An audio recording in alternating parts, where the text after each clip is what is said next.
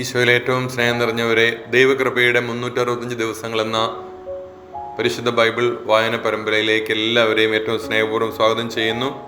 ഇന്ന് 23-ാം ദിവസം നമ്മൾ പുറപ്പാട് പുസ്തകം 29 മുതൽ 32 വരെയുള്ള അധ്യായങ്ങളാണ് വായിക്കുക.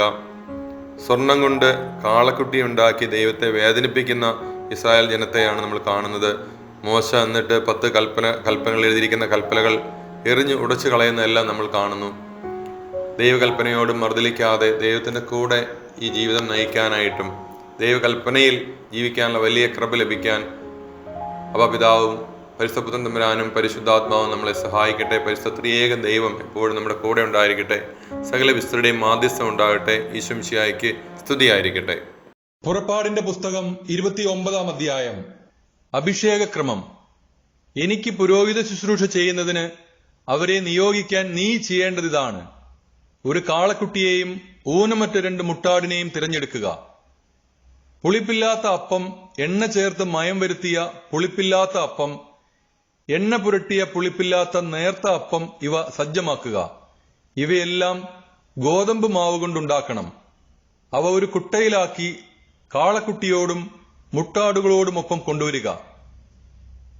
നീ അഹ്റോനെയും അവന്റെ പുത്രന്മാരെയും സമാഗമ കൂടാരത്തിന്റെ വാതിൽക്കൽ കൊണ്ടുവന്ന് അവരെ വെള്ളം കൊണ്ട് കഴുകുക.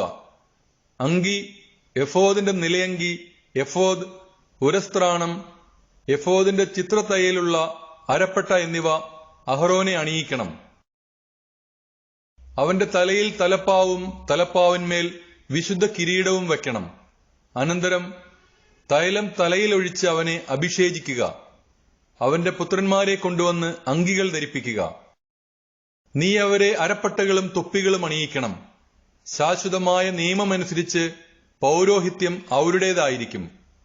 നീ അഹ്റോനെയും അവന്റെ പുത്രന്മാരെയും പുരോഹിതരായി അവരോധിക്കണം. അനന്തരം കാളക്കുട്ടിയെ സമാഗമ കൂടാരത്തിന് മുൻപിൽ കൊണ്ടുവരണം.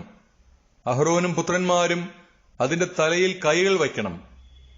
കർത്താവിന്റെ സന്നിധിയിൽ സമാഗമ കൂടാരത്തിന്റെ വാതിൽക്കൽ വെച്ച് കാളക്കുട്ടിയെ കൊല്ലണം. അതിന്റെ രക്തത്തിൽ നിന്ന് കുറെയെടുത്ത് വിരൽ കൊണ്ട് ബലിപീഠത്തിന്റെ കൊമ്പുകളിൽ പുരട്ടണം. ബാക്കി രക്തം ബലിപീഠത്തിന്റെ ചുവട്ടിൽ ഒഴിക്കണം. കുടൽ പൊതിഞ്ഞുള്ള മേധസ്സും കരളിന്മേലുള്ള കൊഴുപ്പും ഇരുവൃക്കകളും അവയിന്മേലുള്ള മേധസ്സും എടുത്ത് ബലിപീഠത്തിന്മേൽ വെച്ച് ദഹിപ്പിക്കണം. എന്നാൽ കാളക്കുട്ടിയുടെ മാംസവും തോലും ചാണകവും പാളയത്തിന് വെളിയിൽ വെച്ച് അഗ്നിയിൽ ദഹിപ്പിക്കണം. ഇത് പാപപരിഹാര ബലിയാണ്. മുട്ടാടുകളിൽ ഒന്നിനെ മാറ്റി നിർത്തണം. അഹ്റോനും പുത്രന്മാരും അതിന്റെ തലയിൽ കൈകൾ വയ്ക്കട്ടെ. അതിനെ കൊന്ന് രക്തമെടുത്ത് ബലിപീഠത്തിനു ചുറ്റും ഒഴിക്കണം. അതിനെ കഷ്ണങ്ങളായി മുറിച്ചതിനു ശേഷം അതിന്റെ ആന്തരിക അവയവങ്ങളും കാലുകളും കഴുകണം. ഇവ മറ്റ് കഷ്ണങ്ങളുടെയും തലയുടെയും കൂടെ വയ്ക്കണം.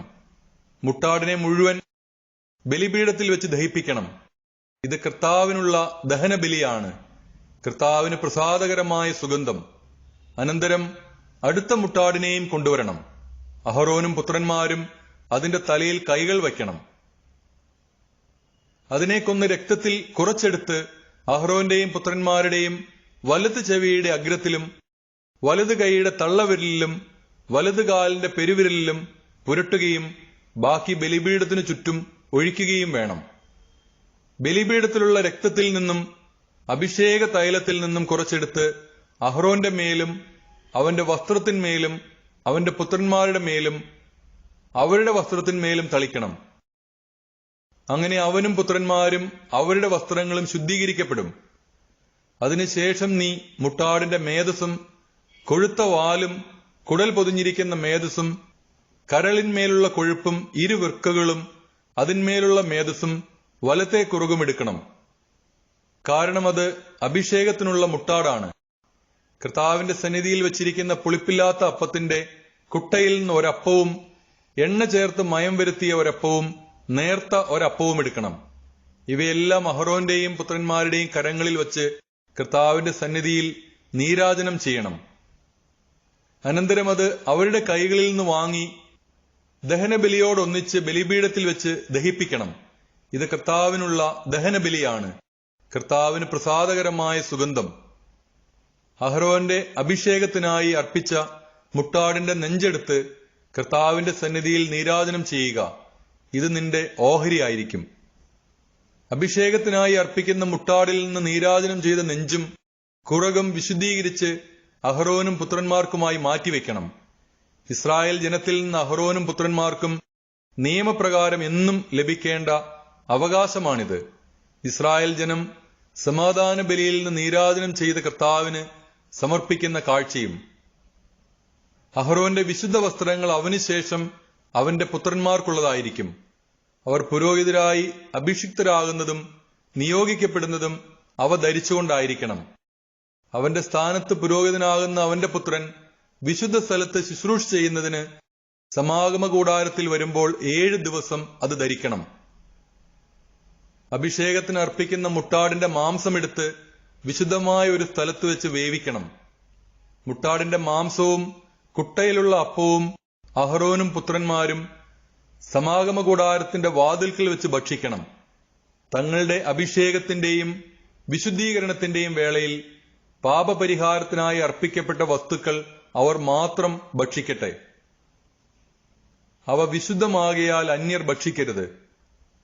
അഭിഷേകത്തിനു വേണ്ടിയുള്ള മാംസമോ അപ്പമോ പ്രഭാതത്തിൽ അവശേഷിക്കുന്നെങ്കിൽ അഗ്നിയിൽ ദഹിപ്പിച്ചു കളയണം.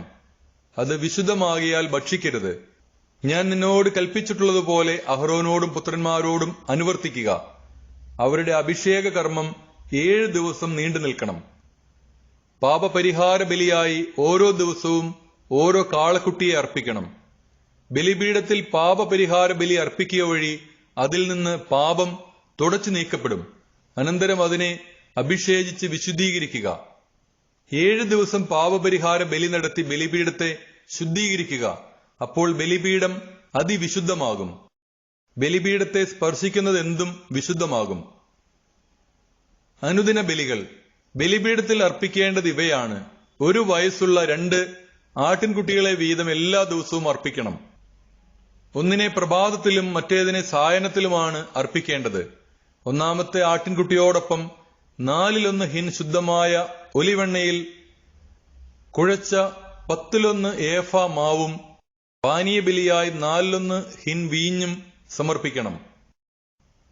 പ്രഭാതത്തിൽ എന്ന പോലെ സായാഹ്നത്തിൽ രണ്ടാമത്തെ ആട്ടിൻകുട്ടിയെ ധാന്യബലിയോടും പാനീയബലിയോടുമൊത്ത് സുഗന്ധവാഹിയായ ദഹനബലിയായി കർത്താവിന് അർപ്പിക്കണം. ഞാൻ നിങ്ങളെ കാണുകയും നിങ്ങളോട് സംസാരിക്കുകയും ചെയ്യുന്ന സമാഗമ കൂടാരത്തിന്റെ വാതിൽക്കൽ കർത്താവിന്റെ സന്നിധിയിൽ തലമുറ തോറും നിങ്ങൾ അനുദിനം അർപ്പിക്കേണ്ട ദഹനബലിയാണിത്. അവിടെ വെച്ച് ഞാൻ ഇസ്രായേൽ ജനത്തെ സന്ദർശിക്കും. എന്റെ മഹത്വത്താൽ അവിടം വിശുദ്ധീകരിക്കുകയും ചെയ്യും. സമാഗമ കൂടാരവും ബലിപീഠവും ഞാൻ വിശുദ്ധീകരിക്കും. എനിക്ക് പുരോഹിത ശുശ്രൂഷ ചെയ്യുന്നതിനായി അഹരോനെയും പുത്രന്മാരെയും ഞാൻ വിശുദ്ധീകരിക്കും. ഞാൻ ഇസ്രായേൽ ജനത്തിന്റെ മധ്യേ വസിക്കും. അവരുടെ ദൈവമായിരിക്കുകയും ചെയ്യും. അവരുടെ ഇടയിൽ വസിക്കാൻ വേണ്ടി അവരെ ഈജിപ്തിൽ നിന്ന് കൊണ്ടുവന്ന അവരുടെ ദൈവമായ കർത്താവ് ഞാനാണെന്ന് അവർ അറിയും. ഞാനാണ് അവരുടെ ദൈവമായ കർത്താവ്. പുറപ്പാടിന്റെ പുസ്തകം 30-ാം അധ്യായം. ധൂപപീഠം. ധൂപാർപ്പണത്തിനായി കരുവേല മരം കൊണ്ട് ഒരു ബലിപീഠം പണിയണം. അത് സമചതുരമായിരിക്കണം. നീളവും വീതിയും 1 മുഴം, ഉയരം 2 മുഴം. കൊമ്പുകൾ അതിനോടൊന്നായി ചേർന്നിരിക്കണം. മുകൾ ഭാഗവും വശങ്ങളും കൊമ്പുകളും തങ്കം കൊണ്ട് പൊതിയണം. മുകൾ വശത്ത് ചുറ്റിലും സ്വർണം കൊണ്ടുള്ള അരികുപാളി പിടിപ്പിക്കണം. അതിന് കീഴെ 2 മൂലകളിലും ഓരോ സ്വർണവളയം പിടിപ്പിക്കണം. മറുവശത്തും ഇപ്രകാരം ചെയ്യണം. അവ പീഠത്തെ വഹിക്കാനുള്ള തണ്ടുകൾ ഇടുന്നതിനാണ്. തണ്ടുകൾ കരുവേല മരം കൊണ്ടുണ്ടാക്കി സ്വർണം കൊണ്ട് പൊതിയണം. ഞാൻ നിന്നെ സന്ദർശിക്കുന്ന സ്ഥലമായ സാക്ഷ്യപേടകത്തിന് മുകളിലുള്ള കൃപാസനത്തിന്റെയും സാക്ഷ്യപേടകത്തെ മറയ്ക്കുന്ന തിരശ്ശീലയുടെയും മുൻപിൽ അത് സ്ഥാപിക്കണം. ഓരോ പ്രഭാതത്തിലും വിളക്കുകൾ ഒരുക്കുമ്പോൾ അഹരോൻ പീഠത്തിന്മേൽ പരിമളദ്രവ്യങ്ങൾ പുകയ്ക്കണം. സായാഹ്നത്തിൽ ദീപം കൊളുത്തുമ്പോഴും അവൻ അതിന്മേൽ പരിമളദ്രവ്യങ്ങൾ പുകയ്ക്കട്ടെ. തലമുറ തോറും എന്നേക്കും കർത്താവിന്റെ മുമ്പിൽ ഈ ധൂപാർപ്പണം നടക്കണം. അവിശുദ്ധ ധൂപമോ ദഹനബലിയോ ധാന്യബലിയോ അതിന്മേൽ നീ അർപ്പിക്കരുത്. ദ്രാവക നൈവേദ്യം ഒഴിക്കരുത്. പാപപരിഹാര ബലിയുടെ രക്തം കൊണ്ട് വർഷത്തിലൊരിക്കൽ അഹരോൻ അതിന്റെ കൊമ്പുകളിൽ പരിഹാരകർമ്മം അനുഷ്ഠിക്കണം. തലമുറ തോറും ഇപ്രകാരം ചെയ്യണം. ഇത് കർത്താവിന് അതിവിശുദ്ധമാണ്. കർത്താവ് മോശയോട് അരുളി ചെയ്തു, ഇസ്രായേലിൽ ജനസംഖ്യ കണക്കെടുക്കുമ്പോൾ തങ്ങളുടെ ഇടയിൽ മഹാമാരി ഉണ്ടാകാതിരിക്കാൻ ഓരോരുത്തരും തങ്ങളുടെ ജീവന് വേണ്ടി കർത്താവിന് മോചനദ്രവ്യം കൊടുക്കണം. ജനസംഖ്യ കണക്കിൽ ഉൾപ്പെടുന്ന ഓരോ വ്യക്തിയും വിശുദ്ധ മന്ദിരത്തിൽ നിലവിലുള്ള കണക്കനുസരിച്ച് 1/2 ഷെക്കൽ വീതം കർത്താവിന് കാണിക്കയായി കൊടുക്കണം. 1 ഷെക്കൽ 20 ഗേര. ജനസംഖ്യ കണക്കിൽ ഉൾപ്പെടുന്ന 20 വയസ്സും അതിനു മേലും പ്രായമുള്ള ഓരോ വ്യക്തിയും ഈ കാണിക്ക കർത്താവിന് നൽകണം. പാപപരിഹാരത്തിനായി കർത്താവിന് ഈ കാണിക്ക നൽകുമ്പോൾ 1/2 ഷെക്കൽ മാത്രമേ നൽകാവൂ. ധനികൻ കൂടുതലോ ദരിദ്രൻ കുറവോ കൊടുക്കാൻ പാടില്ല. ഇസ്രായേൽ ജനത്തിൽ നിന്ന് പാപപരിഹാര തുക സ്വീകരിച്ച് സമാഗമ കൂടാരത്തിലെ ശുശ്രൂഷയ്ക്ക് ഉപയോഗിക്കണം. അങ്ങനെ നിങ്ങൾക്ക് പാപപരിഹാരത്തിന് ഉതകും വിധം അത് ഇസ്രായേൽ ജനത്തെ കർത്താവിന്റെ സ്മരണയിൽ കൊണ്ടുവരും. കർത്താവ് മോശയോട് അരുളി ചെയ്തു, ഓടുകൊണ്ടൊരു ക്ഷാളന പാത്രം നിർമ്മിക്കണം. അതിന്റെ പീഠവും ഓടുകൊണ്ടുള്ളതായിരിക്കണം. അത് സമാഗമ കൂടാരത്തിനും ബലിപീഠത്തിനും ഇടയ്ക്ക് വെക്കണം. അതിൽ വെള്ളമൊഴിക്കണം. അഹ്റോനും പുത്രന്മാർക്കും കൈകാലുകൾ കഴുകുന്നതിന് വേണ്ടിയാണത്. അവർ സമാഗമ കൂടാരത്തിൽ പ്രവേശിക്കുകയോ ശുശ്രൂഷയ്ക്കായി ബലിപീഠത്തെ സമീപിച്ച് കർത്താവിന് ദഹനബലി അർപ്പിക്കുകയോ ചെയ്യുമ്പോൾ കൈകാലുകൾ കഴുകണം, അല്ലെങ്കിൽ അവർ മരിക്കും. മരിക്കാതിരിക്കുന്നതിന് അവർ കൈകാലുകൾ കഴുകണം. ഇത് അവർക്ക് എന്നേക്കുമുള്ള ഒരു കൽപ്പനയാണ്, അവനും അവന്റെ സന്തതികൾക്കും തലമുറ തോറുമുള്ള കൽപ്പന. അഭിഷേക തൈലം. കർത്താവ് മോശയോട് അരുളി ചെയ്തു, മികച്ച സുഗന്ധദ്രവ്യങ്ങൾ എടുക്കുക. വിശുദ്ധ മന്ദിരത്തിൽ നിലവിലിരിക്കുന്ന ഷെക്കലിന്റെ കണക്കനുസരിച്ച് 500 ഷെക്കൽ ശുദ്ധമായ മീറയും 250 ഷെക്കൽ സുഗന്ധമുള്ള കറുവാപ്പട്ടയും 250 ഷെക്കൽ സുഗന്ധസസ്യവും 500 ഷെക്കൽ അമരിപ്പട്ടയും 1 ഹിൻ ഒലിവെണ്ണയും എടുക്കുക. സുഗന്ധ തൈലങ്ങൾ നിർമ്മിക്കുന്ന വിദഗ്ധനെ പോലെ ഇവയെല്ലാം കൂട്ടിക്കലർത്തി ഒരു വിശുദ്ധ തൈലമുണ്ടാക്കണം. അത് വിശുദ്ധമായ അഭിഷേക തൈലമായിരിക്കും. സമാഗമ കൂടാരവും സാക്ഷ്യപേടകവും അതുകൊണ്ട് അഭിഷേകം ചെയ്യണം. മേശയും വിളക്കുകാലും അവയുടെ ഉപകരണങ്ങളും ധൂപപീഠവും ദഹനബലിപീഠവും ഉപകരണങ്ങളും ക്ഷാളനപാത്രവും അതിന്റെ പീഠവും നീ അഭിഷേചിക്കണം. ഏറ്റവും പരിശുദ്ധമാകേണ്ടതിന് അവയെ നീ വിശുദ്ധീകരിക്കണം. അവയെ സ്പർശിക്കുന്നതെല്ലാം വിശുദ്ധമാകും. പുരോഹിതരായി എനിക്ക് ശുശ്രൂഷ ചെയ്യാൻ വേണ്ടി അഹ്റോനെയും പുത്രന്മാരെയും അഭിഷേകം ചെയ്യുകയും വേർതിരിച്ചു നിർത്തുകയും ചെയ്യുക. നീ ഇസ്രായേൽക്കാരോട് പറയണം, ഇത് തലമുറ തോറും എനിക്കായുള്ള അഭിഷേക തൈലമായിരിക്കും. ഇത് സാധാരണക്കാരുടെ മേൽ ഒഴിക്കരുത്. കൂട്ടുവസ്തുക്കൾ ഈ കണക്കിൽ ചേർത്ത് മറ്റൊരു തൈലം ഉണ്ടാക്കുകയും അരുത്. ഇത് വിശുദ്ധമാണ്. നീ ഇതിനെ വിശുദ്ധമായി കരുതണം. ആരെങ്കിലും ഇതുപോലൊരു ചേരുവ ഉണ്ടാക്കുകയോ സാധാരണക്കാരന്റെ മേൽ ഒഴിക്കുകയോ ചെയ്താൽ അവൻ തന്റെ ജനത്തിൽ നിന്ന് വിച്ഛേദിക്കപ്പെടണം. കർത്താവ് മോശയോട് അരുളി ചെയ്തു, ദേവദാരു തൈലം, നെറുമ്പശ, ഗുൽഗുലു, കുന്തുരുക്കം എന്നീ സുഗന്ധദ്രവ്യങ്ങൾ സമമായി എടുക്കുക. സുഗന്ധതൈലം നിർമ്മിക്കുന്ന വിദഗ്ധനെ പോലെ ഇവയെല്ലാം കൂട്ടിക്കലർത്തി ഉപ്പും ചേർത്ത് ധൂപാർപ്പണത്തിനുള്ള വിശുദ്ധമായ സുഗന്ധദ്രവ്യമുണ്ടാക്കുക. അതിൽ നിന്ന് കുറെയെടുത്ത് നേർമയായി പൊടിച്ച് ഒരു ഭാഗം ഞാൻ നിങ്ങളെ സന്ദർശിക്കുന്ന സമാഗമ കൂടാരത്തിലെ സാക്ഷ്യപേടകത്തിന്റെ മുൻപിൽ വയ്ക്കുക. അതിനെ ഏറ്റവും പവിത്രമായി കരുതണം. നിങ്ങൾക്ക് വേണ്ടി ഈ ചേരുവകൾക്കനുസരിച്ച് സുഗന്ധദ്രവ്യം ഉണ്ടാക്കരുത്. കർത്താവിന് വിശുദ്ധമായ ഒന്നായി ഇതിനെ കരുതണം. പരിമളത്തിനു വേണ്ടി ആരെങ്കിലും അതുണ്ടാക്കിയാൽ അവൻ തന്റെ ജനത്തിൽ നിന്ന് വിച്ഛേദിക്കപ്പെടണം. പുറപ്പാടിന്റെ പുസ്തകം 31-ാം അധ്യായം. ശില്പികൾ. കർത്താവ് മോശയോട് അരുളി ചെയ്തു, യൂദാ ഗോത്രത്തിൽപ്പെട്ട ഹൂറിന്റെ പുത്രനായ ഊറിയുടെ മകൻ ബസാലേലിനെ ഞാൻ പ്രത്യേകം തിരഞ്ഞെടുത്തിരിക്കുന്നു. ഞാൻ അവനിൽ ദൈവിക ചൈതന്യം നിറച്ചിരിക്കുന്നു. സാമർഥ്യവും ബുദ്ധിശക്തിയും വിജ്ഞാനവും എല്ലാത്തരം ശില്പവേലകളിലുമുള്ള വൈദഗ്ധ്യവും അവന് ഞാൻ നൽകിയിരിക്കുന്നു.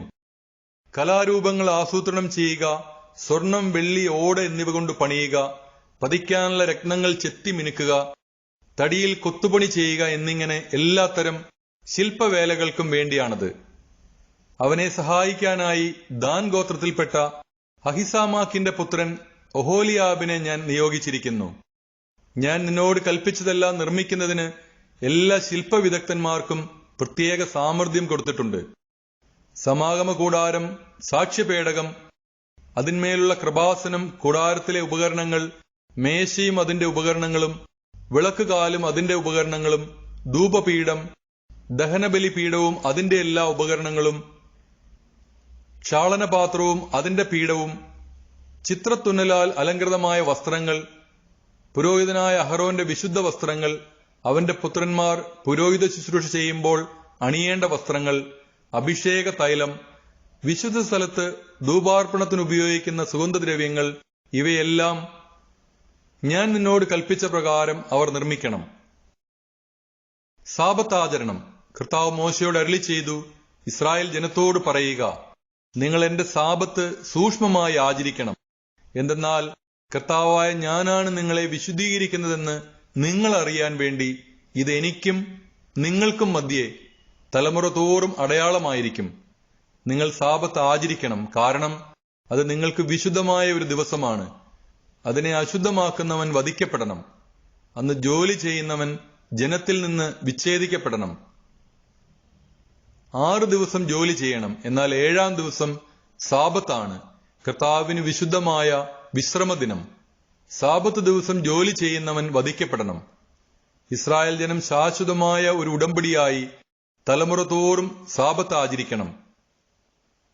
ഇതെനിക്കും ഇസ്രായേൽ ജനത്തിനും മധ്യേ ശാശ്വതമായ ഒരടയാളമാണ്. കർത്താവ് 6 ദിവസം കൊണ്ട് ആകാശവും ഭൂമിയും സൃഷ്ടിക്കുകയും 7-ാം ദിവസം ജോലിയിൽ നിന്ന് വിരമിച്ച് വിശ്രമിക്കുകയും ചെയ്തതിന്റെ അടയാളം. ഉടമ്പടി പത്രിക നൽകുന്നു. സിനായി മലയിൽ വെച്ച് മോശയോട് സംസാരിച്ചതിനു ശേഷം ഉടമ്പടിയുടെ 2 പത്രികകൾ, തന്റെ വിരൽ കൊണ്ട് എഴുതിയ 2 കൽപ്പലകകൾ ദൈവം അവന് നൽകി. പുറപ്പാടിന്റെ പുസ്തകം 32-ാം അധ്യായം. സ്വർണം കൊണ്ടുള്ള കാളക്കുട്ടി. മോശ മലയിൽ നിന്ന് ഇറങ്ങി വരാൻ താമസിക്കുന്നുവെന്ന് കണ്ടപ്പോൾ ജനം അഹ്റോന്റെ ചുറ്റും കൂടി പറഞ്ഞു, ഞങ്ങളെ നയിക്കാൻ വേഗം ദേവന്മാരെ ഉണ്ടാക്കിത്തരിക. ഞങ്ങളെ ഈജിപ്തിൽ നിന്ന് കൊണ്ടുവന്ന മോശ എന്ന മനുഷ്യന് എന്ത് സംഭവിച്ചു എന്ന് ഞങ്ങൾക്കറിവില്ല. അഹ്റോൻ പറഞ്ഞു, നിങ്ങളുടെ ഭാര്യമാരുടെയും പുത്രന്മാരുടെയും പുത്രിമാരുടെയും കാതിലുള്ള സ്വർണവളയങ്ങൾ ഊരിയെടുത്ത് എന്റെ അടുത്ത് കൊണ്ടുവരുവിൻ. ജനം തങ്ങളുടെ കാതുകളിൽ നിന്ന് സ്വർണവളയങ്ങൾ ഊരി അഹ്റോന്റെ മുൻപിൽ കൊണ്ടുചെന്നു. അവൻ അവ വാങ്ങി മൂശയിൽ ഉരുക്കി ഒരു കാളക്കുട്ടിയെ വാർത്തെടുത്തു. അപ്പോൾ അവർ വിളിച്ചു പറഞ്ഞു, ഇസ്രായേലേ, ഇതാ ഈജിപ്തിൽ നിന്ന് നിന്നെ കൊണ്ടുവന്ന ദേവന്മാർ. അത് കണ്ടപ്പോൾ അഹ്റോൻ കാളക്കുട്ടിയുടെ മുൻപിൽ ഒരു ബലിപീഠം പണിതിട്ട് ഇപ്രകാരം പ്രഖ്യാപിച്ചു, നാളെ കർത്താവിന്റെ ഉത്സവ ദിനമായിരിക്കും. അവർ പിറ്റേന്ന് അതിരാവിലെ ഉണർന്ന് ദഹനയാഗങ്ങളും അനുരഞ്ജനയാഗങ്ങളും അർപ്പിച്ചു. ജനം തീനും കുടിയും കഴിഞ്ഞ് വിനോദങ്ങളിൽ ഏർപ്പെട്ടു. കർത്താവ് മോശയോട് അരുളി ചെയ്തു, ഉടനെ താഴേക്ക് ചെല്ലുക. നീ ഈജിപ്തിൽ നിന്ന് കൂട്ടിക്കൊണ്ടുവന്ന നിന്റെ ജനം തങ്ങളെ തന്നെ ദുഷിപ്പിച്ചിരിക്കുന്നു. ഞാൻ നിർദ്ദേശിച്ച മാർഗത്തിൽ നിന്ന് അവർ പെട്ടെന്ന് വ്യതിചലിച്ചിരിക്കുന്നു. അവർ ഒരു കാളക്കുട്ടിയെ വാർത്തെടുത്ത് അതിനെ ആരാധിക്കുകയും അതിന് ബലിയർപ്പിക്കുകയും ചെയ്തിരിക്കുന്നു. ഇസ്രായേലേ, നിന്നെ ഈജിപ്തിൽ നിന്ന് കൊണ്ടുവന്ന ദേവന്മാർ ഇതാ എന്ന് അവർ പറഞ്ഞിരിക്കുന്നു. കർത്താവ് മോശയോട് അരുളി ചെയ്തു, ഇവർ ദുശാഠ്യക്കാരായ ഒരു ജനമാണെന്ന് ഞാൻ കണ്ടുകഴിഞ്ഞു. അതിനാൽ എന്നെ തടയരുത്. എന്റെ ക്രോധം ആളിക്കത്തി അവരെ വിഴുങ്ങിക്കളയട്ടെ. എന്നാൽ നിന്നിൽ നിന്ന് ഒരു വലിയ ജനതയെ ഞാൻ പുറപ്പെടുവിക്കും. മോശ ദൈവമായ കർത്താവിനോട് കാരുണ്യം യാചിച്ചുകൊണ്ട് പറഞ്ഞു, കർത്താവെ, വലിയ ശക്തിയോടും കരബലത്തോടും കൂടെ അങ്ങ് തന്നെ ഈജിപ്തിൽ നിന്ന് പുറത്തു കൊണ്ടുവന്ന അങ്ങയുടെ ജനത്തിനെതിരെ അവിടുത്തെ ക്രോധം ജ്വലിക്കുന്നതെന്ത്? മലമുകളിൽ വെച്ച് കൊന്നുകളയുന്നതിനും ഭൂമുഖത്ത് നിന്ന് തുടച്ചു മാറ്റുന്നതിനുമുള്ള ദുരുദ്ദേശത്തോടു കൂടിയാണ് അവൻ അവരെ കൊണ്ടുപോയതെന്ന് ഈജിപ്തുകാർ പറയാൻ ഇടവരുത്തുന്നത് എന്തിന്? അവിടുത്തെ ഉഗ്രകോപം കൈവെടിയണമേ. അങ്ങയുടെ ജനത്തിനെതിരായുള്ള തീരുമാനത്തിൽ നിന്ന് പിന്മാറണമേ. അവിടുത്തെ ദാസന്മാരായ അബ്രാഹത്തെയും ഇസ്ഹാക്കിനെയും ഇസ്രായേലിനെയും ഓർക്കണമേ. നിങ്ങളുടെ സന്തതികളെ ആകാശത്തിലെ നക്ഷത്രങ്ങളെപ്പോലെ ഞാൻ വർദ്ധിപ്പിക്കും. ഞാൻ വാഗ്ദാനം ചെയ്തിട്ടുള്ള ഈ നാട് മുഴുവൻ നിങ്ങളുടെ സന്തതികൾക്ക് ഞാൻ നൽകും. അവർ അതെന്നേക്കും കൈവശമാക്കുകയും ചെയ്യും എന്ന് അവിടുന്ന് തന്നെ ശബ്ദം ചെയ്ത് പറഞ്ഞിട്ടുണ്ടല്ലോ. കർത്താവ് ശാന്തനായി. തന്റെ ജനത്തിനെതിരായുള്ള തീരുമാനത്തിൽ നിന്ന് അവിടുന്ന് പിന്മാറി. മോശ കൈകളിൽ 2 ഉടമ്പടി പത്രികകളുമായി താഴേക്കിറങ്ങി. പലകകളുടെ ഇരുവശങ്ങളിലും എഴുത്തുണ്ടായിരുന്നു. പലകകൾ ദൈവത്തിന്റെ കൈവേലയും അവയിൽ കൊത്തിയിരുന്നത് അവിടുത്തെ കൈയെഴുത്തുമായിരുന്നു. ജനങ്ങൾ അട്ടഹസിക്കുന്ന സ്വരം കേട്ടപ്പോൾ ജോഷുവ മോശയോട് പറഞ്ഞു, പാളയത്തിൽ യുദ്ധത്തിന്റെ ശബ്ദം മുഴങ്ങുന്നു. എന്നാൽ മോശ പറഞ്ഞു, ഞാൻ കേൾക്കുന്നത് വിജയത്തിന്റെ അട്ടഹാസമോ പരാജയത്തിന്റെ മുറവിളിയോ അല്ല, പാട്ടുപാടുന്ന ശബ്ദമാണ്. മോശ പാളയത്തിനടുത്തെത്തിയപ്പോൾ കാളക്കുട്ടിയെ കണ്ടു. അവർ നൃത്തം ചെയ്യുന്നതും കണ്ടു. അവന്റെ കോപം ആളിക്കത്തി. അവൻ കൽപ്പലകകൾ വലിച്ചെറിഞ്ഞ് മലയുടെ അടിവാരത്തിൽ വെച്ച് അവ തകർത്തു കളഞ്ഞു. അവൻ കാളക്കുട്ടിയെ എടുത്ത് തീയിലിട്ടു ചുട്ടു. അത് ഇടിച്ചു പൊടിച്ച് പൊടി വെള്ളത്തിൽ കലക്കി ഇസ്രായേൽ ജനത്തെ കൊണ്ട് കുടിപ്പിച്ചു. മോശ അഹരോനോട് ചോദിച്ചു, നീ ഈ ജനത്തിന്റെ മേൽ ഇത്ര വലിയൊരു പാപം വരുത്തിവെക്കാൻ അവർ നിന്നോട് എന്തു ചെയ്തു? അഹ്റോൻ പറഞ്ഞു, അങ്ങയുടെ കോപം ജ്വലിക്കാതിരിക്കട്ടെ. ഈ ജനത്തിന് തിന്മയിലേക്കുള്ള ചായ്വ് അങ്ങേക്ക് അറിവുള്ളതാണല്ലോ. അവർ എന്നോട് പറഞ്ഞു, ഞങ്ങളെ നയിക്കാൻ ഞങ്ങൾക്ക് ദേവന്മാരെ ഉണ്ടാക്കിത്തരിക. എന്തെന്നാൽ ഈജിപ്തിൽ നിന്ന് ഞങ്ങളെ കൊണ്ടുവന്ന മോശ എന്ന മനുഷ്യൻ എന്ത് സംഭവിച്ചു എന്ന് ഞങ്ങൾക്കറിവില്ല. ഞാൻ പറഞ്ഞു, സ്വർണം കൈവശമുള്ളവർ അത് കൊണ്ടുവരട്ടെ. അവർ കൊണ്ടുവന്നു. ഞാനത് തീയിലിട്ടു. അപ്പോൾ ഈ കാളക്കുട്ടി പുറത്തു വന്നു. ജനത്തിന്റെ അഴിഞ്ഞാട്ടം മോശ കണ്ടു. ശത്രുക്കളുടെ ഇടയിൽ സ്വയം ലജ്ജിതരാകത്തക്ക വിധം അഴിഞ്ഞാടുന്നതിന് അഹ്റോൻ അവരെ അനുവദിച്ചിരുന്നു. മോശ പാളയത്തിന്റെ വാതിൽക്കൽ നിന്നുകൊണ്ട് പറഞ്ഞു, കർത്താവിന്റെ പക്ഷത്തുള്ളവർ എന്റെ അടുത്തേക്ക് വരട്ടെ. ലേവിയുടെ പുത്രന്മാരെല്ലാവരും അവന്റെ അടുക്കൽ ഒന്നിച്ചുകൂടി. അവൻ അവരോട് പറഞ്ഞു, ഇസ്രായേലിന്റെ ദൈവമായ കർത്താവ് ഇപ്രകാരം അരുളി ചെയ്യുന്നു, ഓരോ മനുഷ്യനും തന്റെ വാൾ പാർശ്വത്തിൽ ധരിക്കട്ടെ. പാളയത്തിലുടനീളം കവാടം തോറും ചെന്ന് ഓരോരുത്തനും തന്റെ സഹോദരനെയും സ്നേഹിതനെയും അയൽക്കാരനെയും നിഗ്രഹിക്കട്ടെ. ലേവിയുടെ പുത്രന്മാർ മോശയുടെ കൽപ്പനയനുസരിച്ച് പ്രവർത്തിച്ചു. അന്നേ ദിവസം 3000-ഓളം പേർ മരിച്ചു വീണു. മോശ പറഞ്ഞു, കർത്താവിന്റെ ശുശ്രൂഷയ്ക്കായി ഇന്ന് നിങ്ങൾ നിങ്ങളെ തന്നെ സമർപ്പിച്ചിരിക്കുന്നു. ഓരോരുത്തനും തന്റെ പുത്രനും സഹോദരനുമെതിരായി നിന്നതുകൊണ്ട് കർത്താവ് നിങ്ങൾക്കിന്ന് ഒരനുഗ്രഹം തരും. പിറ്റേ ദിവസം മോശ ജനത്തോട് പറഞ്ഞു, നിങ്ങൾ കഠിന പാപം ചെയ്തിരിക്കുന്നു. ഞാനിപ്പോൾ കർത്താവിന്റെ അടുത്തേക്ക് കയറി ചെല്ലാം. നിങ്ങളുടെ പാപത്തിന് പരിഹാരം ചെയ്യാൻ എനിക്ക് കഴിഞ്ഞേക്കും. മോശ കർത്താവിന്റെ അടുക്കൽ തിരിച്ചു എന്ന് പറഞ്ഞു, ഈ ജനം ഒരു വലിയ പാപം ചെയ്തു പോയി. അവർ തങ്ങൾക്കായി സ്വർണം കൊണ്ട് ദേവന്മാരെ നിർമ്മിച്ചു. അവിടുന്ന് കനിഞ്ഞ് അവരുടെ പാപം ക്ഷമിക്കണം, അല്ലെങ്കിൽ അവിടുന്ന് എഴുതിയിട്ടുള്ള പുസ്തകത്തിൽ നിന്ന് എന്റെ പേര് മായ്ച്ചു കളഞ്ഞാലും. അപ്പോൾ കർത്താവ് മോശയോട് പറഞ്ഞു, എനിക്കെതിരായി പാപം ചെയ്തവനെയാണ് എന്റെ പുസ്തകത്തിൽ നിന്നും ഞാൻ തുടച്ചു നീക്കുക. നീ പോയി ഞാൻ നിന്നോട് പറഞ്ഞിട്ടുള്ള സ്ഥലത്തേക്ക് ജനത്തെ നയിക്കുക.